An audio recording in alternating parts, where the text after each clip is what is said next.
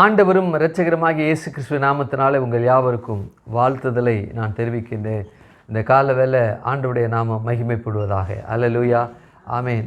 மகிமைப்படுவதாக அப்படின்னா எப்படி மகிமைப்படுகிறது என்றால், நம் வாழ்க்கையில் அவர் செய்கிற காரியம் எப்படிப்பட்ட காரியமாக இருந்ததுன்னா அல்லது இருக்கிறது என்றால் மகிமையாக இருக்கிறது. நாம் ஆண்டவரை தேடி அவருடைய சமூகத்தை ஓடி வருகிறோம். அவர் தம்முடைய இரத்தத்தினால் நம்மை கழுவியிருக்கிறார் என்பது மகிமையின் காரியம்தான். ஏன்னா கழுவுவதற்கு, அதாவது எல்லளவும் அணு அளவும் இம்மி கூட பாத்திரவான் நம்ம அல்ல. நம்முடைய பாவங்களை கழுவுவதற்காக அவர் வரணும் அப்படின்னா வரவே முடியாது. அவ்வளோ கொடூரமான பாவங்கள் நம்முடைய பாவங்கள். செய்த பாவங்கள் மாத்திரமல்ல, ஜென்ம சுபாவத்தின் பாவங்களும் சேர்த்து தான் நான் சொல்கிறேன். அப்போது தேவனாகிய கர்த்தர் நம்மை கழுவி இருக்கிறார் என்பதை ஆண்டவர் நமக்கு பாராட்டின கிருபை. ஆமென். அப்போ மகிமையாய் தேவன் என்ன செய்தார் என்றால் நம்மை அழைத்தார். இதுதான் கர்த்தர் நமக்கு பாராட்டின கிருபை. அவற்றை நாம் போகவே முடியாது. அவ்வளவு பயங்கரமான தேவன், அவ்வளவு பயங்கரமான தேவன் நம்மை தேடி வந்து நம்மை கழுவினார் என்பதுதான் ரொம்ப அற்புதமான ஒரு செயல், அதிசயமான ஒரு செயல். அப்படிப்பட்ட நிலையில தான் நாம் சபையில் என்ன செய்திருக்கோம், உட்கார்ந்து கொண்டு இருக்கிறோம். அப்படிப்பட்ட நிலையில தான் தேவனாகி கர்த்தர் நம்மை வைத்திருக்கிறார், நம்முடைய எல்லா காரியத்தையும் வைத்திருக்கிறார். ஆமேன். கரங்களை தலையில் சொல்லுங்க. ஆமேன். அல்லது அதனுடைய அடிப்படையில் நாம் கிருபை பெற்றிருக்கோம், தயவு பெற்றிருக்கோம், இரக்கம் பெற்றிருக்கிறோம். இந்த தயவு, கிருபை, இரக்கம் என்று சொல்லக்கூடிய இந்த வார்த்தையானது ஏதோ நம்ம ஏதோ பயங்கரமான காரியத்தை செய்துட்டோம் அப்படிலாம் கிடையாது. அவர் வரவே முடியாது. இன்னும் சொல்லப்போனால் நாமே போக முடியாது. அவர் வர முடியாட்டினாலும் நாம் அவர்கிட்ட தேடி போக முடியாது. ஆனால் அவர் தேடி வந்தார், நம்மை ஓடி வந்தார், நம்மை பாதுகாத்தார், நம்மை தப்புவித்தார், தன்னுடைய இரத்தத்தினால் கழுவினார். இதுதான் அற்புதமான ஒரு செயல். நம்முடைய வாழ்க்கையில் நடந்த, உலகம் வியக்கக்கூடிய, உலகம் இதுவரையும் கண்டிராத, இதுவரை அனுபவித்திராத ஒரு செயல் என்னவென்றால் நாம் தேவனிடத்தில் வந்தது. இன்னும் சொல்லப்போனால் அவர் நம்மை தேடி வந்தது. ஆமேன். இதுதான் ரொம்ப அற்புதமான ஒரு காரியம். ஆமேன். நாம் விசுவாசத்தை குறித்து தியானித்து கொண்டிருக்கிறோம். விசுவாசமானது நம்பப்படுகிற உறுதியும் காணப்படாத நிச்சயமாக இருக்கிறது என்று சொல்லி எபிரேயர் 11:1 சொல்லப்பட்டிருக்கு. அப்போ விசுவாசம் என்று சொல்லப்படுகிற இந்த வார்த்தையை பெற்ற உயிரினங்கள் என்ற அடிப்படையில் பொதுவான விசுவாசம், உலக பிரகாரமான விசுவாசம், கிறிஸ்தவருடைய விசுவாசம், தேவனுடைய விசுவாசம், தேவ ரகமான விசுவாசம் என்று சொல்லி 5 நிலைகளில் இது பிரிக்கப்பட்டிருக்கிறது. அப்போது இந்த விசுவாசம் என்று சொல்லப்படுகிற இந்த வார்த்தையை பெற்ற உயிரினம் என்று சொன்னேன். அப்போ உயிரினம் என்றால் இந்த உயிரினத்தில் அடங்கி இருக்கிறவன் தான் இந்த மனுஷன். இந்த மனுஷன் இந்த உயிரினத்துக்குள்ளே அடங்கியிருக்கான் அப்படிங்கிற ஒரு காரியம் இருக்கு இல்லையா? இதை மனிதன் என்கிற பார்வையில் பார்க்கும் அப்படின்னா அவனுக்குள்ளே ஒரு விசுவாசம் இருக்குது. என்ன விசுவாசம்னா, என்னை உண்டாக்கின ஒரு தேவன் இருக்கிறார் என்று சொல்லி உலகத்தில் இருக்க எல்லா மனுஷனும் நம்புகிறான். ஒரு சில பேர் சொல்லுவாங்க, நான் நாத்திகன், கடவுள் மறுப்பாளன், கடவுள்லாம் இல்லை என்று சொல்லுகிறவன், ஆகையினால நீங்கள் சொல்கிறதெல்லாம் எனக்கு பொருந்தாது அப்படின்னு சொல்லுவாங்க. அப்படி கிடையவே கிடையாது. உனக்கு பொருந்ததோ இல்லையோ, நீ ஏற்றுக்கொண்டே இல்லையோ, அதுதான் உண்மை. நீ மனுஷன் அப்படின்னு நான் சொல்கிறேன் அப்படின்னா நீங்கள் சொல்லிட்டு போங்க, நான் மனுஷனா அப்படின்னு கேட்டால் இது எவ்வளோ அபத்தமோ அதுபோல் அபத்தமானது நான் கடவுளை நம்பலை, நீங்கள் கடவுள்னு சொல்லிட்டு போங்க, ஆனால் நான் கடவுள்னு சொல்கிற அந்த நம்பிக்கையை நான் நம்பலை, அதனால் என்ன உங்கள் லிஸ்ட்டில் சேர்த்துக்காதீங்கன்னு சொன்னாலும் லிஸ்ட்டில் சேர்த்துக்கிட்டு இருக்கிற வாழ்கிற ஒரு மக்கள் தான் அவர்கள். அப்படிதான், அப்படிப்பட்ட நிலையில் தான் இருக்கிறவன் தான் அவன். வேணால் என்ன கடவுள் மறுப்பாளன், கடவுள் இல்லை என்று சொல்லலாம். கடவுள் மறுப்பாளன், கடவுள் இல்லை என்று சொல்லுகிறவனே மறைமுகமாக கடவுளை என்ன செய்கிறான், நம்புகிறான். கடவுள் ஒருவர் இருக்கின்றார் என்று நம்புகிறதை காட்டிலும் கடவுள் இல்லை என்று சொல்லுகிற அவன் நம்புகிறது அதிகமாக. என்னன்னா, கடவுள் இருக்கிறான் அப்படின்னு சொல்லிட்டு அல்லது கடவுள் இருக்கிறார் என்று சொல்லிட்டு கடவுள் நம்பிக்கையின்படி ஏதோ பயந்து வாழ்கிறவனாக இருப்பான். கடவுள் இல்லை என்று சொல்லி ஸ்ட்ராங்காக நம்புகிறான்னு வச்சுக்கோமே, அப்போ இருக்கிறத இல்லைன்னு அவன் ஸ்ட்ராங்காக நம்புறதே மறைமுகமாக நம்புகிறதான் நான் பார்க்குறேன். மறுபடியும் சொல்கிறேன், கடவுள் இருக்கின்றார் என்று சொல்லி வாழ்கிறவர் எதேச்சையான வாழ்க்கையை வாழ்வார்கள், பயந்து வாழ்வார்கள், அல்லது பக்தியோடு வாழ்வார்கள், அல்லது தாங்கள் பாவத்தில் வாழ்ந்து ஏதோ ஒரு நாளில் கடவுள் ஒரு இருக்கார், நமக்கு எதுக்கு இதெல்லாம், ரொம்ப கொடுமை செஞ்சிட்டோம், சரி இனி குறைச்சிக்குவோம் அப்படிங்கிற ஒரு எண்ணம் கூட அவனுக்கு வரலாம். இது சாதாரண நிகழ்வில் வாழ்கிற ஒரு ஜனம். ஆனால் கடவுள் இல்லை என்று சொல்லி, கடவுள் இருக்கிறார் என்று சொல்லி நம்புகிறதை காட்டிலும் கடவுள் இல்லை என்கிறத அதிகமாக நம்புகிறாங்க. அப்படின்னா ஒருவர் இருக்கின்றார் என்பதை அவன் இல்லை என்று அதிகமாக நம்புகிற அந்த நம்புகத்தன்மையே கடவுளை நம்புகிற அந்த நம்புகத்தன்மைக்கு காட்டிலும் அதிகமாக நம்புகிறாங்க. கடவுள் நாத்திகனை காட்டிலும் ஆத்திகன் அதிகமாக நம்புகிறான் இல்லையா? இல்லைன்னு ஸ்ட்ராங்காக நம்புகிறான். இருக்கிறத இல்லைன்னு ஸ்ட்ராங்காக நம்புகிறதே அவன் மறைமுகமாய் ஆமாம் இருக்கின்றான் என்று ஒத்துக்கொள்வதுக்கு சமந்தான். அதை நான் அப்படியே சொல்கிறேன்.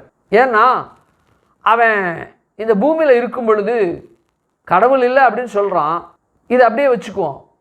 ஐயா நாங்கள்லாம் மனுஷன், நாங்கள்லாம் கடவுள் நம்புகிறோம், நாங்கள் மனுஷன், நீங்கள் கடவுள் இல்லைன்னு சொல்கிறீங்க, நீங்கள் ஏதோ ஒரு அனிமல், குரங்குன்னு வச்சுக்குவோம், இல்லாட்டி கரடின்னு வச்சுக்கோ, இல்லாட்டி பன்னின்னு வச்சுக்குவோம். ஏன்னா அது கடவுள் இல்லைன்னு சொல்கிறது கிடையாது, இருக்குன்னு சொல்கிறது கிடையாது. ஆமாவா? ஆமாம். அப்படின்னா நீங்களும் அதை போல தான். அப்படின்னா என்னையா சொல்கிற, என்னை போய் பண்ணிங்கிற குரங்குங்கிற எனக்கு உதையா, எனக்கு கொழுப்பா, அவனுக்கு தொலைச்சி விடுவோம் படவா அப்படிம்பா. அப்படின்னா ஒரு மனிதன் வாழ்கின்றான் என்றால் அந்த மனிதன் கடவுளை சார்ந்து மாத்திரமே வாழக்கூடிய தன்மையில் உண்டாக்கப்பட்டிருக்கான். அவன் உண்டாக்கப்பட்டிருக்க அந்த தன்மை அவனுக்குள்ள ஆம் என்று இருக்கிறது. அவன் ஆம் என்று இருக்கிறத நிராகரித்து இல்லைங்கிறான்.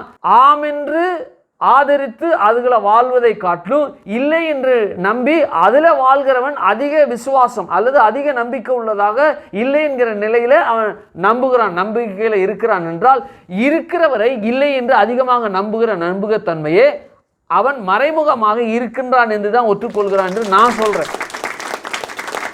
என்ன சொல்கிறேன்?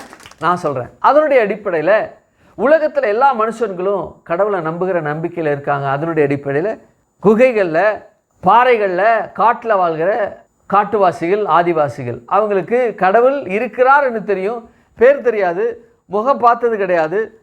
அதுக்கப்புறம் அவர் என்ன செய்தார் என்பது அவங்களுக்கு தெரியாது, அவர் வந்தாரா என்னன்னு அவங்களுக்கு தெரியாது. ஆகவே கடவுள் இருக்கின்றார் என்கிற பயந்து இயற்கையை தெய்வமாக வணங்குறாங்க.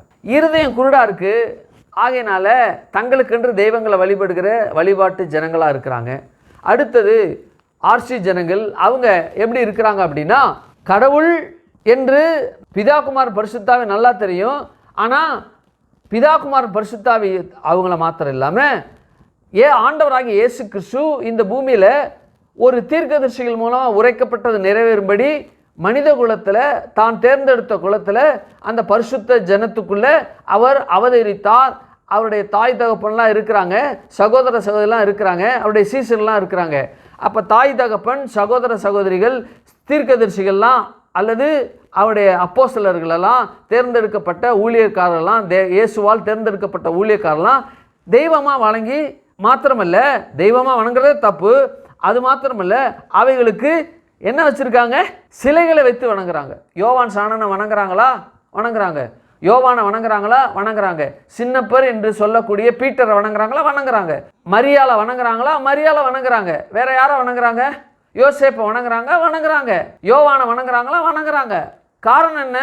இவங்கெல்லாம் இயேசுவோடு பிறந்தவங்க, இயேசு இவங்களை தேர்ந்தெடுத்தவங்க ஊழியத்துக்கு என்று.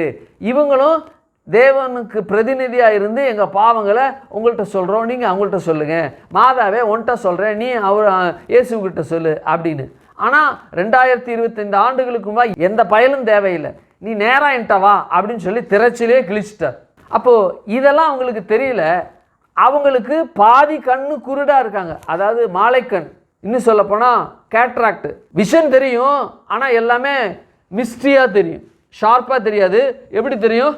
எல்லாம் மிஸ்ட்ரியாக தெரியும், ஒரு பனி படர்ந்தது போல தெரியும். ஆகையினால எது கடவுள் எது கடவுள் இல்லை, வேதம் எது, வேதத்துக்கு புறம்பானது எது, இதெல்லாம் அவங்களுக்கு தெரியாதனால எல்லாத்தையும் கும்பிடுப்போம் என்று ஆர்சி கிறிஸ்தவர்கள் சிலை வழிபாடு செய்கிற சிலை வழிபாட்டு ஆர்சி கிறிஸ்தவர்கள். அடுத்தது உலகத்தில் பிதாகுமார் பரிசுத்த ஆவியை நன்கு தெரியும். அவங்களுடைய அனுபவம் அவங்க இல்லாதபடினால உலகத்தின் போல வாழ்ந்துக்கிட்டு இருக்காங்க. ஆனால் பெயர் அளவில் கிறிஸ்தவங்களாக இருக்காங்க, பெயர் கிறிஸ்தவர்கள்.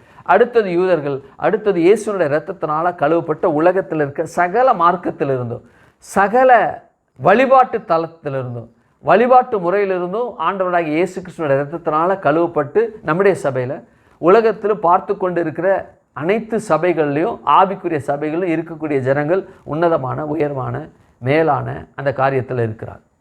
காரியத்தில் தேவனாகி கர்த்தர் வைத்திருக்கிறார்.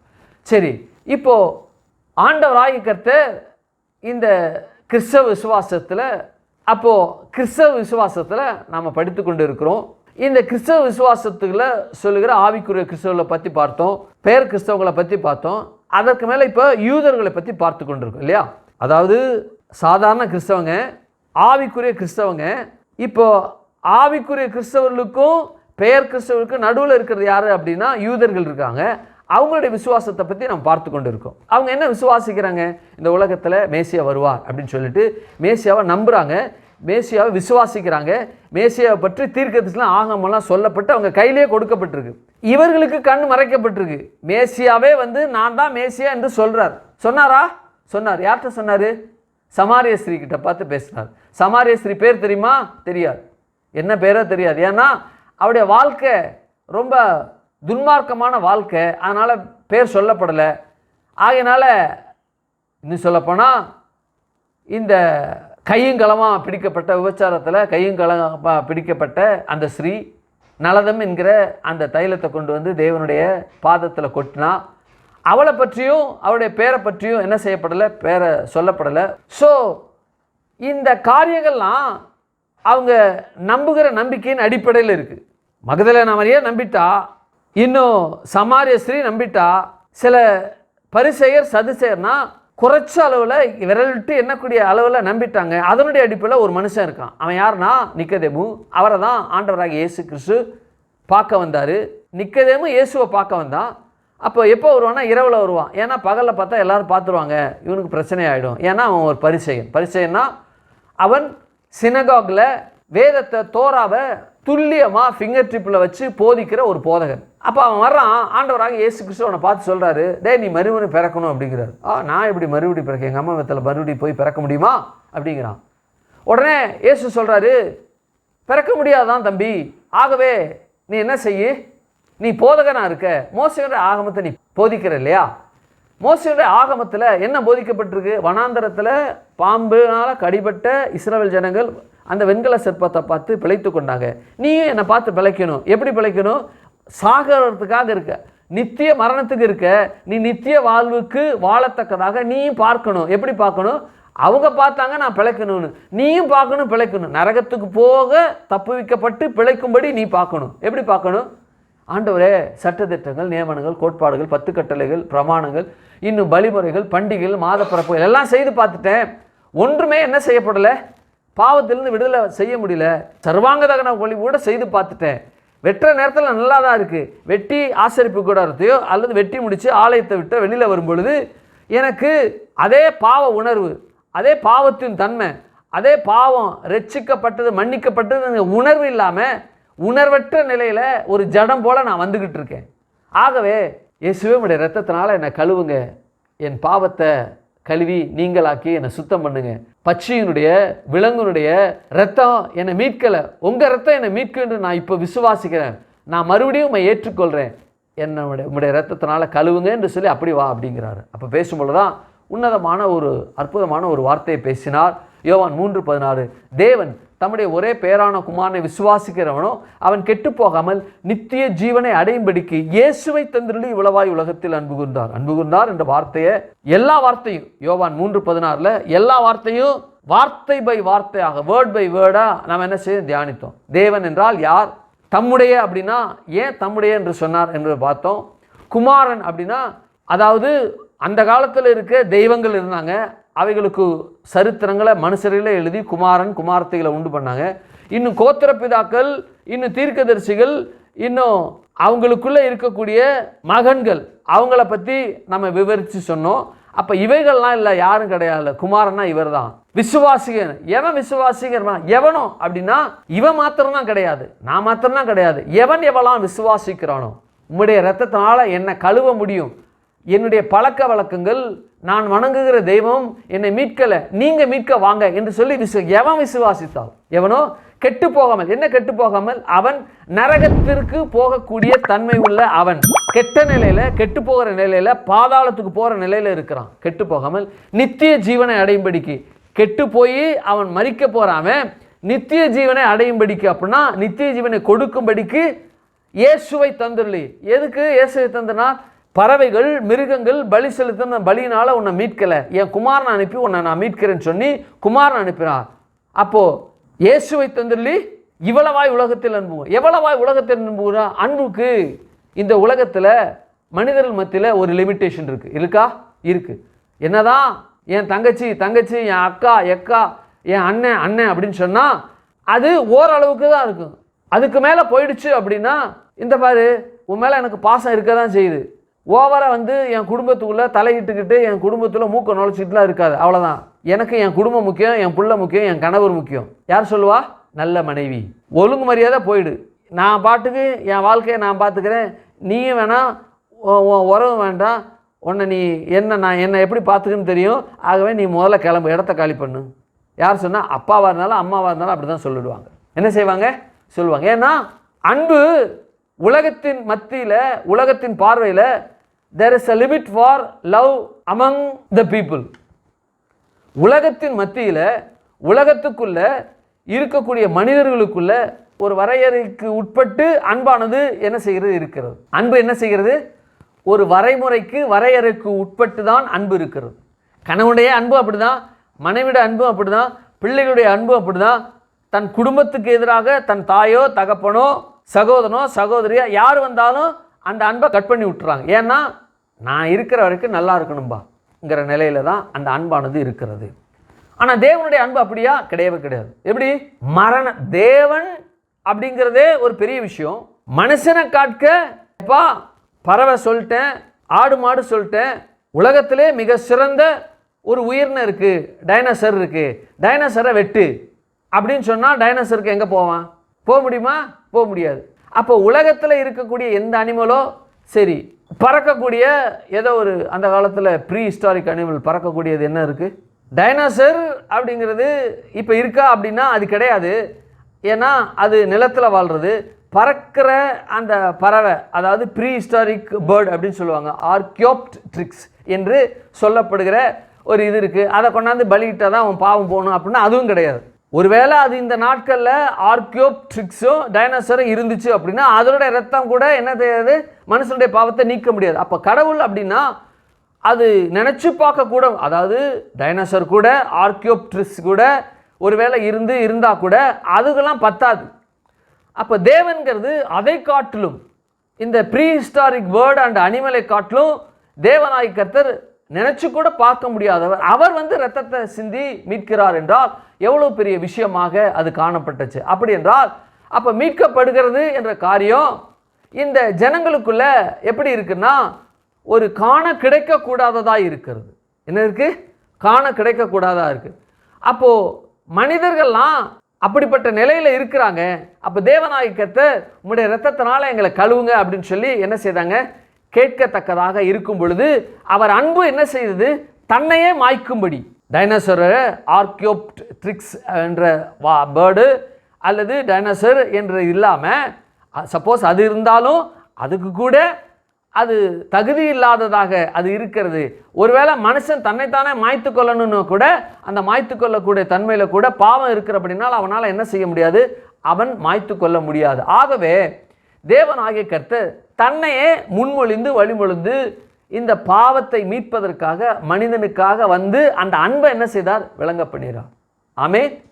அப்போ அந்த அன்பு எப்படிப்பட்ட அன்பு அப்படின்னா கல்வாரி சிலுவையில் அடிக்கப்பட்ட அந்த தருணத்தினால தான் இருக்கிறதா அப்படின்னா இல்லை.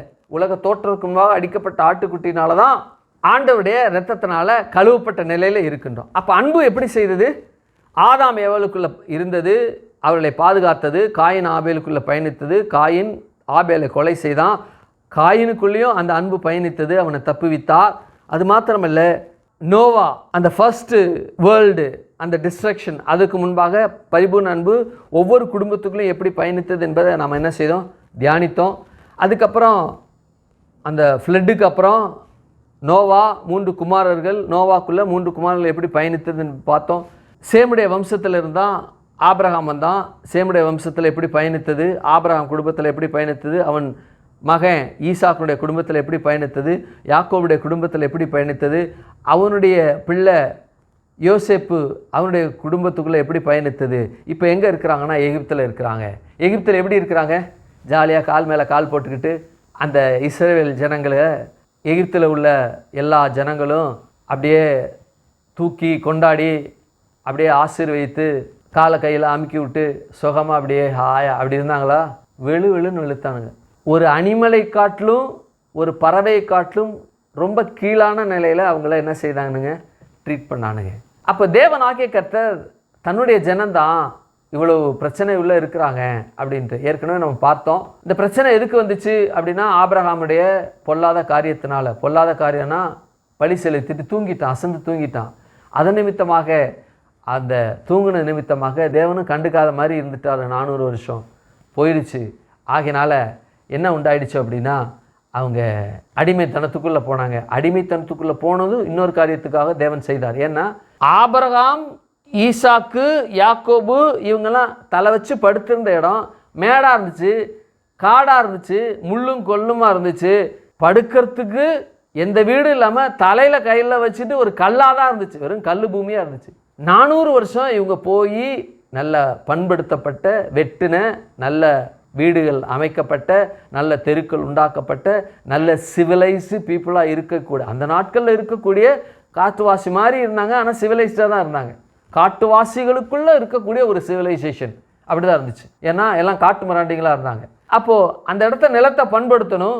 நல்லா பண்படுத்தி பயிர் போட்டால் உடனே விளையணும். இவங்க போனாக்கா கல், மண், பாறை எல்லாத்தையும் சலித்து வெளியில் போட்டு இவங்க மறுபடியும் கூட்டம் கூடி அந்த இடத்துல வாழ்கிறதுங்கிறது ரொம்ப போதா சாமி. இந்த இடத்தையா தேவன் கொடுத்தாரு? ஐயா அப்பா தேவையே இல்லைட, நாங்கள் எங்கேயாவது போயிடுறோம், ஏதாவது ஒரு ராஜ்யத்துக்கு கீழே நாங்கள் ஏதோ குடிசையில் ஒரு மூலையில் இருக்கோம்னு சொல்லிட்டு போயிருப்பானுங்க. ஆனால் தேவன் என்ன செய்தது? இந்த 400 வருஷம், இன்னும் சொல்லப்போனால் ஆபிரகாம் செய்த அந்த காரியத்துக்கு இவர்கள் பட வேண்டிய காரியம் படுகிறதோடு சேர்த்து தேவநாயகத்தை தூரத்துலேருந்து இவங்க போய் தங்கினா சுகமாக தங்கணுங்கிறதுக்காக காரியத்தை கானானியர்களை வைத்து, ஏத்தியர்களை வச்சு, அங்கே என்ன செய்தார்? எபூசியரை வைத்து, எமோரியரை வைத்து அங்கே என்ன செய்தார்? நிலத்தை பண்படுத்தி ஏற்ற நிலையில் போனோன்னா உட்காந்து சாப்பிட்டு பயிர் செய்து சாப்பிட்டு இருக்கிறத்தக்கதாக இதெல்லாம் பண்ணார். அப்போ அன்பு என்ன செய்கிறது? ஆலோட்டிகள் நிமித்தமாக அடிக்கப்பட்ட அதே தருணத்தில் பரிபூர்ண அன்பு இன்னொரு பக்கம், அந்த காயினுடைய இன்னொரு பக்கம்னு சொல்கிறாங்க இல்லையா? There is a two side of a coin அப்படிங்கிறாங்க. There is a two side of a coin அப்படிங்கிறாங்க.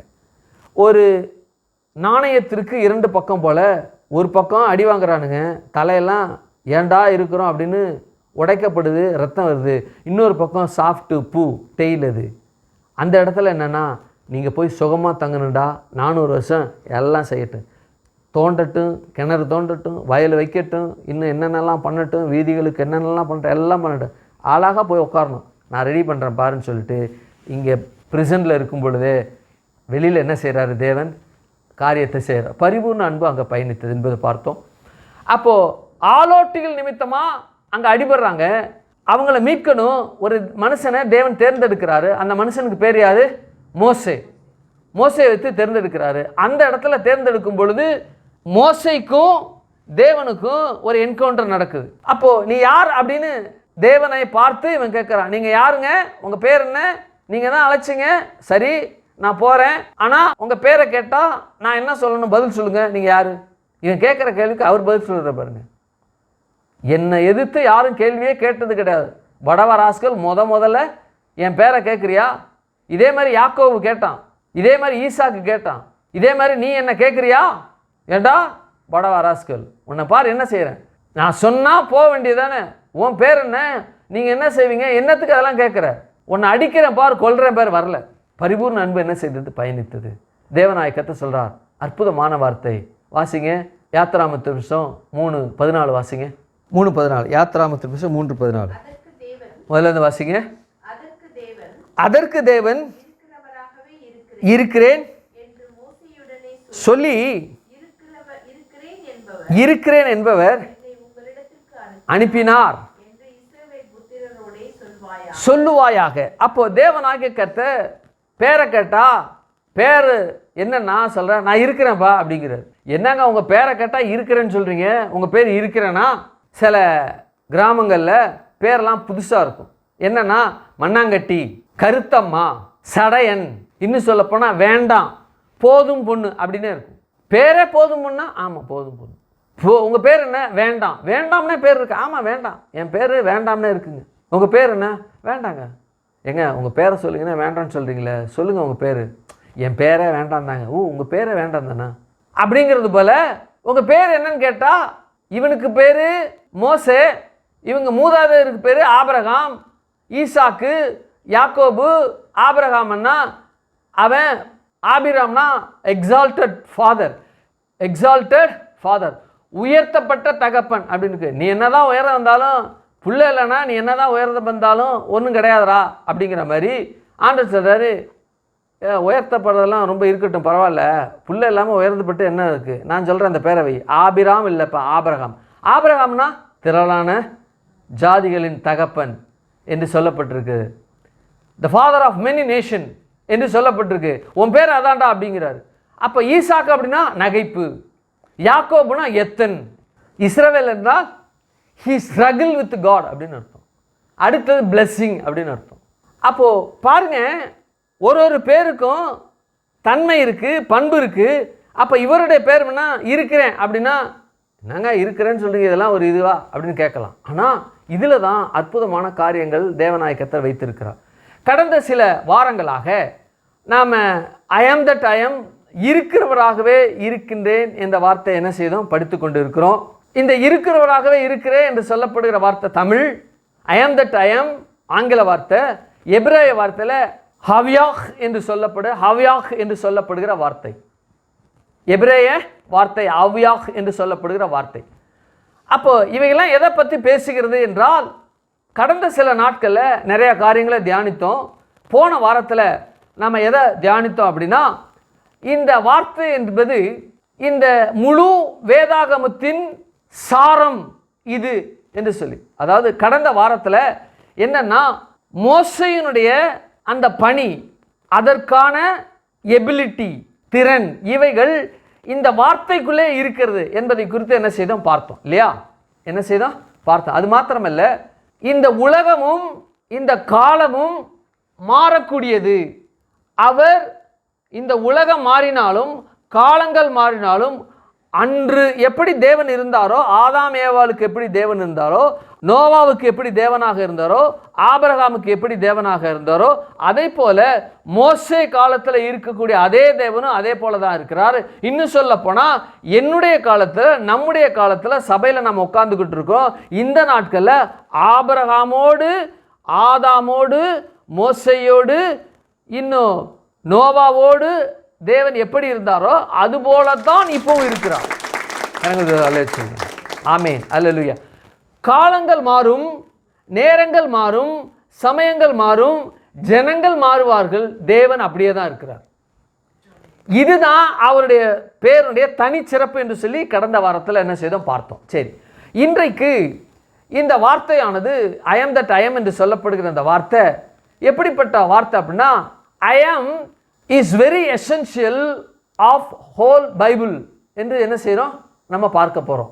அப்போ என்னன்னா, ஐ am that I am is very essential of whole Bible என்று என்ன செய்யப்படுகிறோம்? பார்க்க போகிறோம். சரி, என்ன அது அப்படின்னா, இந்த வேதாகமம் முழுவதும் ஆதியில் தேவன் வானத்தையும் பூமியும் சிருஷ்டித்தார், அங்கே தேவன் இருக்கிறது. வெளிப்படுத்தின விசேஷம் 22ஆம் அதிகாரம் 21ஆம் வசனத்திலும் என்ன செய்யப்பட்டது? அங்கே தேவன் இருக்கிறார். அப்போ வெளிப்படுத்தின விசேஷம் 22, 21 என்பது நித்தியம் வரைக்கும் உள்ளது. அப்போ ஆரம்பம் என்ன? ஆரம்பம் எந்த ஆரம்பம்? எந்த ஆரம்பம்? இங்கே சொல்லப்பட்டிருக்கு, ஆதியிலே தேவன் வானத்தையும் பூமியும் சிருஷ்டித்தாரா? அப்போ ஆங்கிலத்தில் in the beginning God created heaven and the earth, இல்லையா? heaven and earth. எபிரேய வார்த்தையில் பராஷித், பாராக், எலோஹிம், ஹஷ்மேயின், வேயத், ஹைரக்ஸ். அப்போ பராஷித் என்ற வார்த்தை தமிழில் ஆதியில் என்று சொல்லப்படுகிற வார்த்தை, ஆங்கிலத்தில் in the beginning என்று சொல்லப்படுகிற வார்த்தை.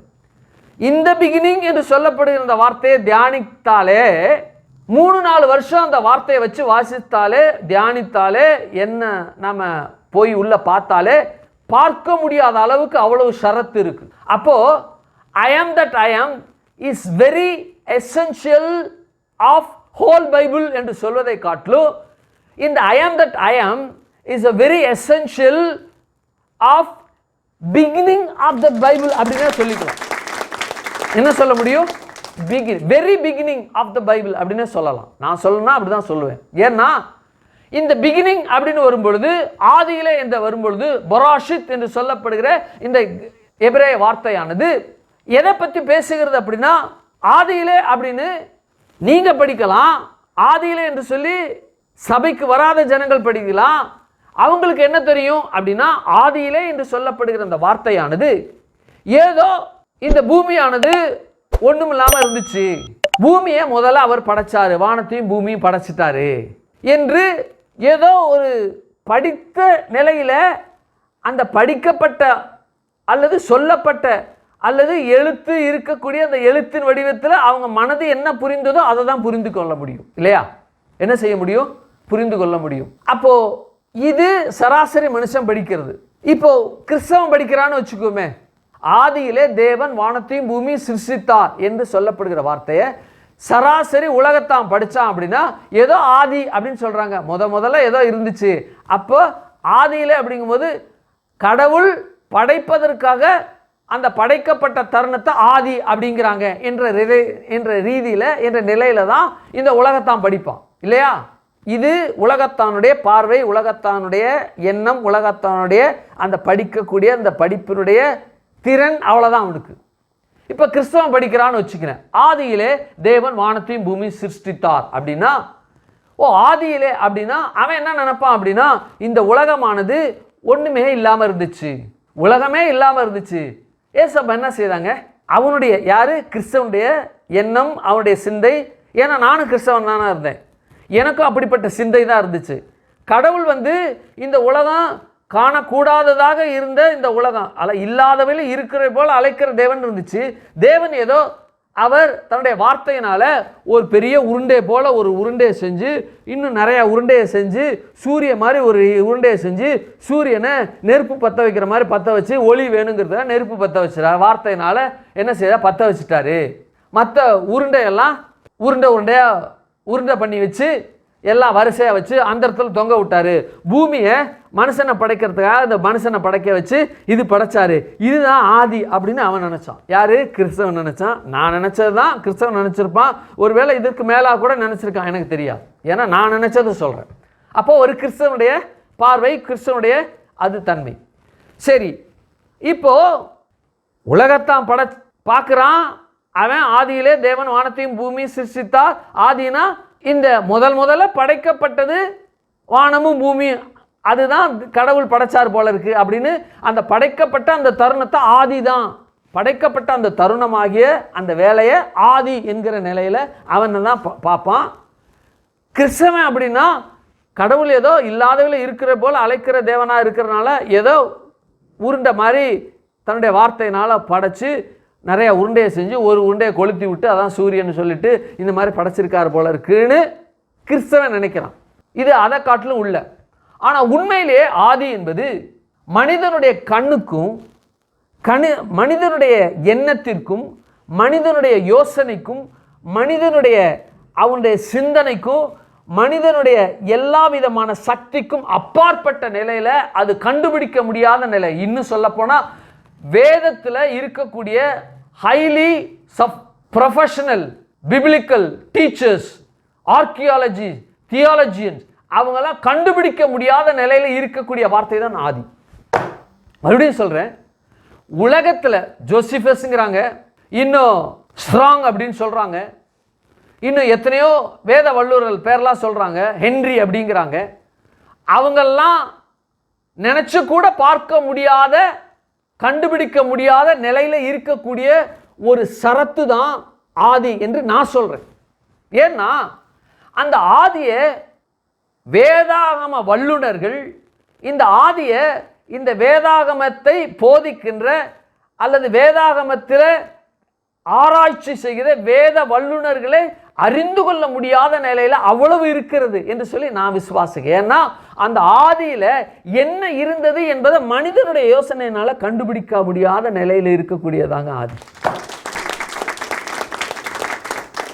எதை படிச்சுக்கிட்டு இருக்கோம்? I am that I am is very essential of whole Bible என்று சொல்கிறாங்க. ஆனால் நான் சொல்கிறேன், ஐ am that I am is very essential of beginning of the Bible அப்படின்னு சொல்கிறேன். நான் அப்படி தான் சொல்கிறேன். அப்போ அந்த ஆதிங்க கண்டுபிடிக்கவே முடியாது. ஆதியை அவ்வளவு ரகசியமாக இருக்கிறது, அந்த ஆதி அவ்வளவு பயங்கரமாக இருக்கிறது, அந்த ஆதி அவ்வளவு தன்மை உள்ளதாக இருக்கிறது. ஏன்னா அந்த ஆதியை பற்றி தெரிந்து கொள்ள வேண்டும் என்றால் தேவனாகிய கர்த்தர் ஒருவர் மாத்திரம் ஆதியை ஆதியாக கண்டு ஆதியை விளக்க முடியுமே தவிர எந்த மனுஷனாலும் ஆதியை விளக்க முடியாது. எவ்வளவு பெரிய அற்புதமான ஒரு செயல், ஒரு காரியம் பாருங்க. அப்போ இன்னொரு ஆதியிலே அப்படிங்கிறத விஞ்ஞானபூர்வமாக வேதாகம அடிப்படையில் அதை நான் உங்களுக்கு விளக்கும் பொழுது, இந்த I am that I am is very essential or is very meaningful of beginning of the Bible அப்படின்னு நான் சொல்றதை உங்களுக்கு விளக்குறேன் பாருங்க. வரலாற்று அடிப்படையில் இல்லாமல் வேத அறிவியலின்படி வேதத்தை ஆதி எப்படி என்பதை நான் உங்களுக்கு இப்போ விளக்கும் பொழுது தான் இந்த ஆதி என்னென்னு உங்களுக்கு தெரியும். அப்போ ஐ ஆம் தட் ஐ ஆம் அதுக்குள்ளே எப்படி இருக்குங்கிறது உங்களுக்கு விளக்கி சொல்லும்போது அவ்வளோ பயங்கரமாக இருக்கும். சரி, இப்போ தேவனாகிய கர்த்தர் என்ன செய்கிறார் அப்படின்னா, தன்னுடைய உள்ளத்தில், தன்னுடைய யோசனையில், தன்னுடைய எண்ணத்தில் அவருக்கு என்ன உண்டாகிறதுனா ஒரு பேரானந்தம் உண்டாகிறது. என்ன பேரானந்தம் அப்படின்னா, என்ன போல ஒரு சிருஷ்டியை உண்டாக்கணும், என்ன போல ஒரு மனுஷனை உண்டாக்கணும். சிருஷ்டியை உண்டாக்கி மனுஷனுக்கு மனுஷன் என்று பெயரிட்டது யாருங்க? ஒரு ஒரு பூச்சி இருக்குன்னு வச்சுக்கோமே, இல்லாட்டி ஏரோப்ளேன் இருக்கு. அந்த ஏரோப்ளேன்னு பேர் வச்சது யாரு? ரைட் பிரதர்ஸ் இல்லையா? ஏரோ என்றால் காற்று என்று அர்த்தம். இது ஏரோப்ளேனை கண்டுபிடிச்சு அந்த கண்டுபிடிச்சவன் அந்த ஏரோப்ளேனுக்கு என்ன செய்தான்? பேர் வச்சான் ஏரோப்ளேன். அப்போ உலகத்தில் இருக்கக்கூடிய இந்த படைப்பாளன் தன் படைப்பாகிய பறக்கும் ஒரு இயந்திரத்திற்கு ஏரோப்ளேன் பேர் வைக்கிறான். தேவனாகிய கர்த்தர் ஒரு படைப்பாளர், உலகத்தில் எல்லாத்தையும் படைச்சாரு. தன்னை போல ஒருவனை படைச்சு அந்த படைச்ச அந்த ஒரு உயிரினத்தை அதற்கு மனுஷன் அப்படின்னு பேர் வச்சது யார்? மனுஷன்னு பேர் வச்சது யார்? மனுஷனுக்கு மனுஷன் பேர் வச்சது யார்? மனுஷனுக்கு தேவன். கரெக்ட். மனிதனுக்கு மனிதன் என்று பெயரிட்டார். யார் பெயரிட்டா? வாசிங்க ஆதியாகமம் 2:8 வாசிங்க. தேவனாகிய கர்த்தர் கிழக்கே ஏதேன் என்னும் ஒரு தோட்டத்தை உண்டாக்கி தான் உருவாக்கின மனுஷனை அதிலே வைத்தார். தான் உருவாக்கின உயிரினத்தை இல்லை, ஜீவ ஜந்துவை இல்லை, அந்த உருவாக்கின தன்னை போல உருவாக்கின ஒரு உருவத்திற்கு மனுஷன் என்ற பெயரை வச்சு அதில் வைத்தார்னு இருக்கு. என்ன செய்கிறாரு? பேரை அதில் வச்சார்னு இருக்கு. மனுஷனை வச்சார்னு இருக்கு. அவன் பேர் மனுஷன். சரி, இப்போ தேவனாகிய கர்த்தர் என்ன செய்கிறார் என்றால், படைக்கப்பட்ட படைப்புகளுக்கு என்ன இருக்கு? பேர் இருக்கு. சரி, என்ன கவனிங்க. இப்போ மனுஷன்னு பெயரை வச்சுட்டாரு. இந்த மனுஷன்னு பெயர் வச்ச இந்த மனுஷனுடைய துவக்கம் இந்த பூமியில் அவனுக்கு இருந்துச்சு. அது ஆதி, அதுதான் ஆதி. சரி, இப்போ தேவன் இருக்கிறாரு. அந்த தேவனுக்கு என்ன கிடையாது? துவக்கம் இல்லை, முடிவு இல்லை, ஆரம்பம் இல்லை, கடைநிலை இல்லை அவருக்கு என்று சொல்லப்பட்டிருக்கு வேதத்தில் இல்லையா? அவர் ஆதியும் அந்தவுமானவர். நான் ஆல்ஃபா ஒமேகா. ஆதி என்கிறதே என்ன கிடையாது? ஒரு ஆரம்ப புள்ளி இல்லாத இருக்கக்கூடிய தன்மை உள்ளவர் தான் அவர். இந்த ஐ ஆம் தட் ஐ ஆம். முடிவு என்கிற ஒரு கடைநிலை இல்லாத அவர்தான் நம்முடைய தேவன். அவர்தான் ஒமேகா இல்லையா? இது எப்படி உண்மையோ அதுபோல மனிதனுக்கும் ஆதி என்பது சரீர பிரகாரமாக அவன் தேவனைப் போல உருவம் அமைக்கப்பட்டு இந்த பூமியில் அவன் ஒரு மனுஷனை போல உண்டாக்கி அவர் சுவாசத்தை ஊதினார் இருக்கு. ஆனால் சிறிய பகுதியாகிய தன்னுடைய ஆவியை அவனுடைய உள்ளத்தில் வைத்தார் இருக்கு. அப்போது மனுஷனுடைய சிறிய பகுதியாக அந்த ஆவியினுடைய வைக்கப்பட்ட அந்த ஆவி ஆரம்பம் அவனுக்கு இல்லை. சரீர பிரகாரமாக தான் இந்த பூமியில் அவனுக்கு ஆரம்பம் இருக்கு. முடிவும் அவனுக்கு எப்படி கிடையாது? நித்திய நித்தியமாய் வாழ. நித்திய நித்தியமாய் வாழ என்பது ஒரு காமனான ஒரு வார்த்தை. நித்திய நித்தியமான நரகத்திலையும் வாழ்வதற்கு அல்லது அழிந்து அதிலே துடிதுடித்து நித்திய நித்தியமாக இருப்பதற்காக இந்த மனிதனுடைய ஆவியே நித்திய நித்தியமாக இருக்குது. பரலோகத்தில் தேவனோடு என்றென்றும் மனமகிழ்ச்சியாய் வாழத்தக்கதாக இந்த ஆவியானது அவனுக்குள்ளே என்ன செய்யப்பட்டு இருக்கு. அப்போ மனுஷனுக்குள்ளேயும் ஒரு அவனுடைய ஆவியின் நிலைப்பாட்டில் ஆவியில் என்ன கிடையாது, ஆரம்பம் என்பது அவனுக்கு இல்லை.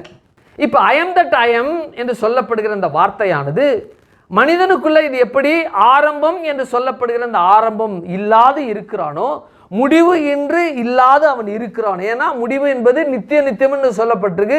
நித்திய அழிவுன்னு இருக்கு, நித்திய வாழ்வுன்னு இருக்கு. நித்திய வாழ்வில் இருந்தாலும் அது நித்தியம்தான், நித்திய அழிவில் இருந்தாலும் அது நித்தியம்தான். ஆகவே இந்த மனிதனுடைய ஆவிக்கு முடிவு என்பது இல்லை. தேவன் எப்படி இருக்கிறாரோ அதை போலவே மனிதனுக்கு அப்படிப்பட்ட நிலையில தான் வாழ்கின்றான். சரி, இப்போ இந்த ஆதி என்று சொல்லப்படுகிற இந்த காரியத்துக்குள்ள தேவனாகிய கர்த்தர் என்ன செய்கிறார்னா, அவருக்கு ஆரம்பம் இல்லை. இதுதான் எங்க 1 2 3 சொல்லு அப்படின்னா 1 2 3 4 அப்படின்னு சொல்லிட்டு வாழ்நாள் முழுவதும் சொல்லலாம், சொல்லிக்கிட்டே இருக்கலாம். ஆரம்பம் என்னது ஒன்றுங்கிறான், ஆனால் ஒன்று கிடையாது, 0லேருந்து ஆரம்பிக்கணும். இதுதான் சரியான கணிதம். எங்க கவுண்ட் பண்ணு 1 2 3 கவுண்ட் பண்ணு அப்படின்னா எல்லாரும் என்ன செய்கிறாங்க 1 2 3 4 5 சொல்லிட்டு எத்தனை குரோர் கணக்கு, எத்தனை million, trillion, billion, billion to trillion, trillion to billion என்ன வேணாலும் சொல்லிக்கிட்டே இருக்கலாம், வாழ்நாள் முழுவதும் சொல்லிக்கிட்டே இருக்கலாம். ஆனால் அவங்க 1லேருந்து ஆரம்பிக்கிறாங்க, அது 1 இல்லை, 0 தான் அவங்களுக்கு. கணிதமே சொல்லுது, நீ எண்ணுகின்ற உன்னுடைய கணக்கு 1 இல்லை தம்பி, ஆரம்பம் 0, அதுலேருந்து ஆரம்பிக்குது அப்படின்னு. இது எப்படி உண்மையோ அதுபோல மனிதனுக்கு எப்படி உண்மையோ அதுபோல தேவனுக்கும் அவருக்கு ஆரம்பம் என்று சொல்லப்படுகிற ஒரு ஆரம்பத்தை இதுவரைக்கும் யாரும் காண முடியாது, அறிய முடியாது. அந்த ஆரம்பத்தை தேவன் மாத்திரம்தான் அறிந்திருக்கிறார். ஏனென்றால் தேவன் அது ஆரம்பம் இல்லாத இருக்கக்கூடிய தேவனாய் கர்த்தர் தான் அவர் பேர் தான் ஐ ஆம் தட் ஐ ஆம். ஆமாங்க, 1 2 3 சொல்லு, 1 2 3 இல்லை, 0 1 2 அங்கிருந்து ஆரம்பம். அதுக்கு என்னுடைய கவுண்டிங்க்கு பிகினிங் பாயிண்ட் அது 0 1 2 3 அப்படிதான் ஆரம்பிக்குது. இதுவே மனிதனுடைய எக்ஸிஸ்டன்ஸை பற்றியும் தேவனுடைய எக்ஸிஸ்டன்ஸை பற்றியும் பேசுகிறது. அப்போ 0ல் என்ன இருக்கு, 0ல் என்ன இருக்குன்னு தெரியாது. தெரியுமா? நமக்கு தெரியாதுங்க. நான் முதல்ல தாயின் வயிற்றில் பிறந்த பொழுது என்னுடைய ஆரம்பம் என்னது 0. அந்த ஆரம்பம் என்னன்னு எனக்கு தெரியும். ஏன்னா அந்த ஆரம்பம் தேவனிடத்தில் இருந்துச்சு. அந்த தேவனிடத்தில் இருந்த என்னுடைய ஆரம்பமானது அது யாரும் கண்டுபிடிக்க முடியாத, உணர முடியாத நிலையில் இருந்துச்சு. ஒருவேளை தேவனாய கர்த்தர் என்ன ஒரு அனிமலாவோ ஒரு பறவையாவோ படைச்சிருந்தா அந்த பறவைக்கு ஆரம்பம் இருக்குது, அந்த பறவைக்கு முடிவு இருக்குது. ஏன்னா இந்த பூமியோடு அதனுடைய வாழ்வு முற்றிலுமாக முடிவடைந்து விடுகிறது, நித்தியம் அதற்கு இல்லை. ஏன்னா தேவனுடைய சிறிய பகுதியாக ஆவியை அவைகள் பெறவில்லை என்பதுதான் உண்மை. அப்போ ஐஎம் தட் ஐஎம் என்று சொல்லப்படுகிற அந்த வார்த்தையானது நித்தியத்தின் தேவன் என்று கடைசியே இல்லை, ஆரம்பத்தின் தேவன் ஆகிய கர்த்தர். அந்த ஆரம்பம் என்று அந்த ஆரம்பமே யாரும் அறிந்து கொள்ள முடியாத நிலையில் இருக்கு. இது தேவனை பற்றியது. சரி, அப்போ ஆதியிலே என்னது தமிழ், ஆங்கிலத்தில் இந்த பிகினிங், இது ஆங்கிலம் பராஷித் என்று சொல்லப்படுகிற அந்த வார்த்தை எபிரேய வார்த்தை. இந்த பராஷித், இந்த பிகினிங், ஆதி என்று சொல்லப்படுகிற இந்த உலகத்தினுடைய சிருஷ்டிப்பு அப்படிங்கும்போது நத்திங் அப்படிங்கிறாங்க. ஏன்னா இந்த ஒட்டுமொத்த பிரபஞ்சத்தையும், நான் இந்த உலகத்தை சொல்லலை, ஏதோ கேலக்சிங்கிறாங்க, இந்த மில்லியன்ஸ் ஆஃப் மில்லியன்ஸ் கேலக்ஸி, இந்த மில்லியன்ஸ் ஆஃப் மில்கிவேல கேலக்ஸி, கேலக்சிக்குள்ள கேலக்சிக்குள்ளே எவ்வளோ என்ன கிளஸ்டர் கேலக்ஸி அப்படிங்கிறாங்க. அந்த கேலக்ஸி கிளஸ்டருக்குள்ளே எத்தனையோ கிளஸ்டர் கேலக்சிலாம் இன்னும் மில்கிவேலாம் என்னென்னவோ இருக்குது அப்படிங்கிறாங்க. இதெல்லாம் பார்க்கும் பொழுது ஐயோ தலை சுத்திரும். மனிதனுடைய எண்ணத்திற்கே அது புலப்படாததாக இருக்குதுங்க.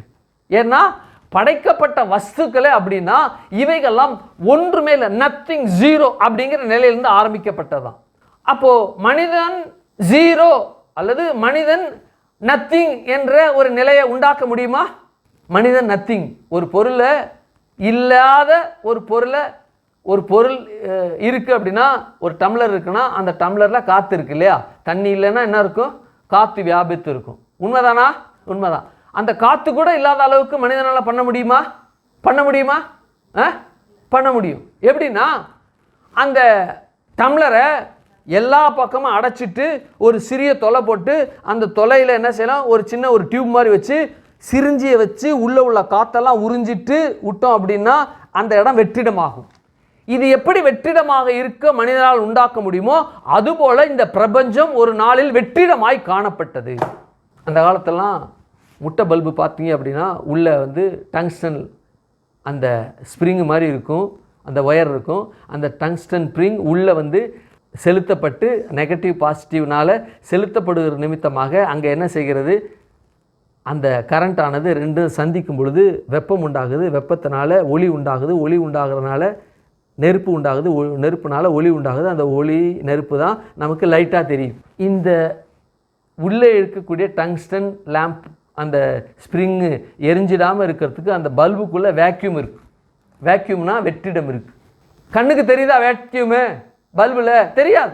அப்போ வெற்றிடம் உள்ள அந்த இடம் போல் டம்ளரில் ஒரு சிறிய துவாரம் விட்டு ஒரு சின்ன ஒரு டியூப் மாதிரி வச்சு அதுலேருந்து காற்றெல்லாம் உறிஞ்சிட்டா அந்த இது எப்படி இருக்கிறதோ வெற்றிடமாக இருக்கிறதோ ஒரு நாளில் இந்த பிரபஞ்சமானது வெற்றிடமாக காணப்பட்டது. இதுதான் இந்த பிரபஞ்சத்திற்கான ஆதி. ஐ ஆம் தட் ஐ ஆம் என்கிற அந்த தேவன் இந்த வெற்றிடத்திற்கும் அதற்கும் முன்பாக அவர் அங்கே இருக்கிறார். அதான் ஐ ஆம் தட் ஐ ஆம் என்று சொல்லப்படுகிற வார்த்தை இந்த உலகத்தில் வெற்றிடம் என்று பிரபஞ்சமானது இந்த பூமியில் அறிவியல் பூர்வமாக இந்த பிரபஞ்சமானது வெற்றிடமாய் காணப்பட்டது அப்படின்னு சொன்னா நான் நம்ப மாட்டேன். வெற்றிடம் இல்லை, அந்த வெற்றிடத்தில் என் தேவன் இருந்தார் என்பதுதான் முக்கியம். இங்க என்ன செய்யுது? அறிவியல் பொய்த்து போகுது. தேவன் ஒரு நபர். இந்த உலகத்தில் இதற்கு முன்பாக வெற்றிடம் மாத்திரமே இருந்தது. இது வெற்றிடத்தை தவிர இங்கு ஒன்றுமே இல்லை என்ற ரீதியில் அறிவியல் பேசுகிறது. அப்படி என்றால் அறிவியல் ஒரு பொய்யை பிரகடனப்படுத்துகிறது, பொய்யை பரப்புகிறது. என்னவென்றால் அந்த பொய் என்னவென்றால் தேவன் ஒருவர் இருந்தார், தேவன் ஒருவர் இருந்து அந்த வெற்றிடத்தை நிரப்ப தன்னுடைய வார்த்தையினால பேசி வெற்றிடத்தை நிரப்பினார். அதுதான் வேதம், அதுதான் சரியான அறிவியல். இவனுங்க என்ன சொல்றானுங்க? வெற்றிடம் இருந்ததுங்கிறாங்க, தேவனை மறைச்சிட்டானுங்க. வெற்றிடம் இருந்ததுங்கிறாங்க, அந்த வெற்றிடத்தில் திடீர்னு நைட்ரஜனும் ஆக்சிஜனும் உண்டானது. அப்படி யாரா உண்டாக்குனா? வெற்றிடங்கிற யாரும் இல்லைங்கிற எப்படா உண்டாச்சு அப்படின்னா தெரியாது, மிஸ்ட்ரி அப்படிங்கிறானு. ஏய் மிஸ்ட்ரின்னு சொல்ற? எதுவுமே இல்லாத இடத்துல எப்படா ஏதாவது தானாக உருவாக முடியும்? இப்போ இந்த வாட்ச் இருக்கு, இந்த வாட்சு நான் அப்படியே படுத்துக்கிட்டே இருந்தேன், திடீர்னு பார்த்தா என் கையில் அப்படியே வந்து ஆட்டோமேட்டிக்காக ஏதோ வந்து ஒரு லைட்டு மாதிரி வந்துச்சு. ஆட்டோமேட்டிக்காக அப்படியே உருவாகி அப்படியே கொஞ்சம் கொஞ்சமாக உருவாகி அப்படியே சொல்லண்டு ஏதோ ஒரு சில்வர் மாதிரி வந்து அதுக்குள்ளே ஏதோ ரவுண்டு மேலே வந்து அதுக்குள்ளே ஒரு பிளாக் மாதிரி வந்து சின்ன முள் மாதிரி வந்து அதுக்குள்ளே பார்ட்ஸ் மாதிரி வந்து ஆட்டோமேட்டிக்காக அப்படியே உண்டாயிடுச்சு அப்படின்னு நான் சொல்கிறேன்னு வச்சுங்க. நல்லா உருட்டு தம்பி, உருட்டு. யார்கிட்டடா உருட்டுற? இப்படி படுத்து கிடந்தாராம், அப்படியே ஒரு ஒளி மாதிரி வந்துச்சான், இவர் கையை அப்படியே சுற்றிக்கிட்டு இருந்துச்சான், மேலே ரவுண்டாக வந்துச்சான், உள்ளெல்லாம் பார்ட்ஸ் வந்துச்சான். பைத்தியக்காரன். யாரா சொல்கிற? விட்டானா ஆறா? யார்கிட்ட வந்து இங்கே கதை விட்டுக்கிட்டு இருக்க? சொல்லுவானா இல்லையா? இதை படைக்க ஒரு படைப்பாளன் தேவைப்படுகிறானது போல ஆக்சிஜனையும் ஹைட்ரஜனையும் உண்டாக்க ஒரு படைப்பாளன் தேவை. அவர்தான் ஐ ஆம் தட் ஐ ஆம். அவருடைய பெயர் அறிவியல் சொல்லுதுங்க. இப்போ எந்த பார்வையில் பார்க்குறோம்? மனுஷன் இந்த ஆதியிலே தேவன் வானத்தையும் பூமி சிருஷ்டித்தார் அப்படிங்கிற வார்த்தையை, ஆதினா சிருஷ்டிக்கப்பட்ட அந்த சிருஷ்டிப்பு தான் ஆதின்னு சொல்கிறான் அப்படின்னு சாதாரண மனுஷன் சொல்லுவான். கிறிஸ்தவனாக இருந்தால் கடவுள் இல்லாதவில இருக்கிற போல் அழைக்கிறாங்கன்னு யாராவது சொல்கிறாங்க. அதனால் ஏதோ ஒரு பந்து மாதிரி உள்ளே செஞ்சு நிறையா பந்தை செஞ்சு பூமியை சுற்றுற மாதிரி வச்சு பூமியின் கோள் மாதிரி சூரிய குடும்பம் மாதிரி வச்சு ஒரு பெரிய பந்து மாதிரி செஞ்சு அந்த பந்தை கொளுத்தி விட்டார், அப்படியே அந்த இடத்துல தொங்க விட்டார், அப்படியே ஒன்று சுத்து அப்படின்னு சொல்லி சுத்த விட்டார். இதுதான் கிறிஸ்தவனுடைய புரிதல். நான் அப்படி தான் புரிஞ்சுக்கிட்டேன், என்னை பற்றி சொல்லிக்கிறேன். மற்றவன் எப்படி நினச்சோன்னா எனக்கு தெரியாது. வேதம் என்ன சொல்லுது? ஆதியிலே என்று சொல்லப்படும் பொழுது சகலவற்றையும் அவர் படைத்து விட்டார் என்று சொல்லுது. அறிவியல் என்ன சொல்லுது அப்படின்னா, இந்த படைக்கப்பட்ட படைப்பினுடைய ஆதி ஆரம்பம் திடீரென்று சடன்லி அப்படிங்கிற ஒரு வார்த்தை சொல்றாங்க. Suddenly oxygen and hydrogen is formed automatically and coalition together அப்படிங்கிறாங்க. ஒன்றே ஒன்று என்ன செய்தது? மோதிக்கொண்டது, ஃபியூஷனுங்கிறாங்க. அதுல படார்னு ஒரு சத்தம் கேட்டுச்சான். அந்த சப்தமானது இதுவரைக்கும் பிரபஞ்சம் தோன்றின பொழுது உண்டான சப்தம், இதுவரைக்கும் அப்படிப்பட்ட சப்தம் தோன்றவே இல்லை. அதற்கப்புறம் அதுதான் முதல் அப்படி தோன்றினது. அதற்கப்புறம் அப்படிப்பட்ட சப்தம் தோன்றவில்லை. அந்த சப்தத்தில் இருந்து உண்டானதான் நாம் பார்க்கிற காண்கிற மில்கி வே கேலக்சி. அந்த கேலக்சிக்குள்ள மில்கி கோடான கோடி கோடான கோடி கோடான கோடி மில்கி வே அப்படின்னு அறிவியல்காரன் சொல்றான். அப்ப அறிவியலின் புரிதலின்படி ஆரம்பம் என்னது? Hydrogen oxygen it's formed automatically suddenly collided together அப்படிங்கிறாங்க. என்ன சொல்றாங்க? collided together அப்படிங்கிறாங்க. ஒன்றே ஒன்று பிணைக்கப்படும் பொழுது, பிணைக்கப்பட்டு திடீரென்று ஒரு வெடி சப்தம் உண்டானது. இந்த பிரபஞ்சம் தோன்றினது. இது தோன்றின அந்த நேரத்தை குறிப்பிடுறாங்க. எப்படின்னா 3.5 minutes அப்படிங்கிறாங்க. 3.5 நிமிஷத்துல ஒட்டுமொத்த பிரபஞ்சமும் காண்கிற காணக்கூடாதுமா எத்தனையோ ட்ரில்லியன்ஸ் ஆஃப் கேலக்சி இந்த மில்கி வேலாம் தோன்றின அந்த காரியமானது 3.5 நிமிடங்களில் இது அத்தனையும் படைக்கப்பட்டதுங்கிறாங்க. இது அறிவியலுடைய பிகினிங் அப்படிங்கிறாங்க. நான் சொல்றேன், பிகினிங் என்று இருக்கும் பொழுது எதுவும் இல்லை என்று அறிவியல் சொல்லுது. அப்ப அறிவியல் சொல்லுகிறது முட்டாள்தனம். ஏனென்றால் தேவனை புறம்பாக தள்ளிவிட்டு ஒன்றுமில்லை என்று சொல்லி அந்த தேவன் படைத்த அந்த ஹைட்ரஜன் ஆக்சிஜன், அதாவது அறிவியலின்படியே நான் உள்ளே வந்தேன்னா, அறிவியலின்படி நான் உள்ள நுழைஞ்சு பேசணும்னா அந்த ஹைட்ரஜனையும் அந்த ஆக்சிஜன் செய்தது தேவன் தான். செய்யப்பட்ட ஹைட்ரஜனையும் ஆக்சிஜனையும் தேவனால் செய்யப்பட்ட ஹைட்ரஜன் ஆக்சிஜனையும் மறைத்து தானாக தோன்றினது என்று சொல்லி தேவனை ஒதுக்கி மறைச்சு அமுக்கி அப்படியே தள்ளிட்டானுங்க. இது அறிவியல். நான் சொல்றேன், ஆதி என்பது ஆதியில் அவர் மாத்திரமே இருந்தார். அவர்தான் ஒட்டுமொத்த பிரபஞ்சம் உண்டாவதற்கான முழு முதல் காரணமானவர். அவர் மாத்திரமே. அறிவியல் சொல்லுது there is a empty in the space அப்படிங்கிறாங்க.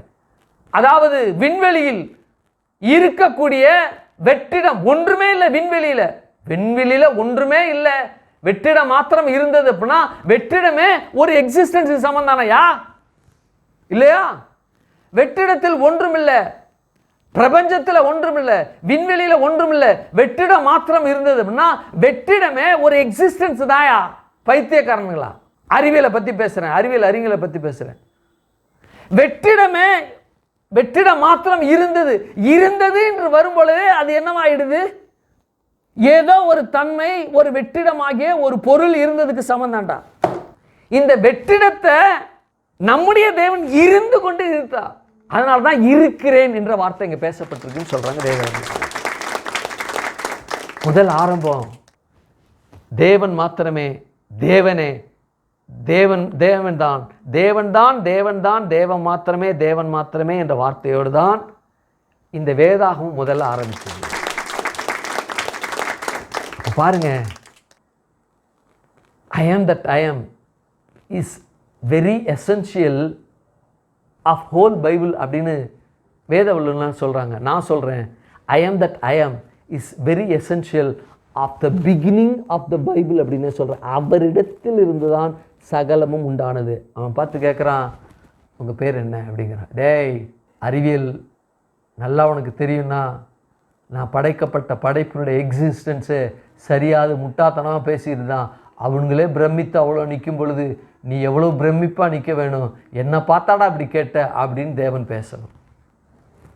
எவ்வளோ ஒரு அற்புதமான ஒரு பயங்கரமான ஒரு காரியத்தை தேவனாகி கர்த்தர் இந்த காலவேளை அவர் பேசியிருக்கிறார். பாருங்க, எப்படிப்பட்ட நிலையில் இந்த அற்புதத்தின் தேவன், எப்படிப்பட்ட நிலையில் இந்த ஆச்சரியத்தின் தேவன், எப்படிப்பட்ட நிலையில் இந்த உயரமான தேவன் இருக்கின்றார் என்பதை வருகிற வாரத்தில் நாம் தியானிப்போம். கண்களை மூடுவோம். அந்த காலவேளை நேசிக்கின்ற எங்கள் பரலோக பிதாவே, குமாரனாகிய தேவன், குமாரனாகிய நாமத்தினால் நம்முடைய சமூகத்தில் நாங்கள் வருகிறோம். கர்த்தாவே, இந்த கால வேளை எங்களோடு பேசின தேவன், உம்முடைய ஆரம்பம் எங்களுடைய ஆரம்பத்திற்கு சமம், உம்முடைய முடிவு எங்களுடைய முடிவுக்கு சமம். உமக்கு முடிவில்லாதது போல எங்களுக்கும் முடிவில்லை, உமக்கு ஆரம்பம் இல்லாதது போல எங்களுக்கும் ஆரம்பம் இல்லாத நிலையில்தான் எங்கள் தாயின் வயிற்றிலிருந்து எங்களை உருவாக்கி ஒரு சிறிய பகுதியாக ஆவிய எங்களுக்குள்ளே நீங்கள் வைத்தீங்க என்பதை நாங்கள் அறிந்து கொள்ள எங்களுக்கு உதவி செய்திருக்கா உமக்கு ஸ்தோத்திரம். எங்கள் சபையில் புதிதாக வந்தவர்களும் ஆண்டவரே, உலகத்தில் இருக்கக்கூடிய சகல ஜனங்களும் ஆண்டவரே, இதே நிலையில்தான் என்னை வைத்தாரா, இதே நிலையில்தான் நான் வந்தேனா என்று அறிந்து கொண்டு அவ்வளவு பெரிய தேவனை இந்த பூமியில நான் கண்டுகொள்ளாமல் இருந்தேனே என்று சொல்லி அவர்கள் இருதயத்தின் கண்களை திறந்து அவர்களை ராஜ்யத்தின் பிள்ளைகளாக மாற்றினதற்காக உமக்கு நன்றி செலுத்துகிறேன். கரத்தில் ஒப்பு கொடுக்கிறேன். ஆண்டவரே, உலகெங்கும் இந்த செய்தியை பார்த்து கொண்டு இருக்கிற ஜனங்களுக்குள்ள வியாதி, பலவீனம், நோய பிதா குமாரன் பரிசுத்த ஆவியின் நாமத்தினால, திரியேக தேவனுடைய நாமத்தினால, இந்த கால வேளை ஹல்லேலூயா இருக்கிறவராக இருக்கிற அந்த நாமத்தினால இருக்கின்ற எல்லா வியாதியையும் இருக்கின்ற தேவன் அகற்றி, ஆண்டவரே ஹல்லேலூயா, நோயே இல்லாத நிலையில அவருடைய சரீரத்தை மாற்றி அவளை ஆசீர்வதித்ததுக்காக உமக்கு நன்றி செலுத்துகிறேன். கரத்தில் ஒப்பு கொடுக்கிறேன். ஆசீர்வதிங்க, பலப்படுத்துங்க, காத்துக்கொள்ளுங்க, நன்மை நாளை முடிச்சு விட்டுங்க. இயேசுவின் நாமத்தில் ஜெபிக்கிறோம் ஜீவனுள்ள நல்ல பிதாவே, ஆமென், ஆமென். ஒரு பாடலை பாடும் பொழுது ஆண்டவருக்கு இந்த காணிக்கை செலுத்தி அவருடைய நாமத்தை தொழுது கொள்வோம், பலிகளை செலுத்தி ஆராதிப்போம். ஆமென், ஆமென்.